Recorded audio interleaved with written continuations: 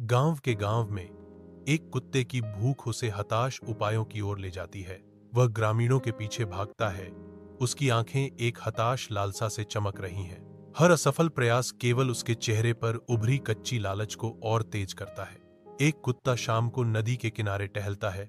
उसके मुंह में रोटी का एक टुकड़ा कसकर पकड़ा हुआ है। पानी की सतह कुत्ते की छवि को दर्शाती है, जो रोटी के साथ एक और कुत्ते का भ्रम पैदा करती है।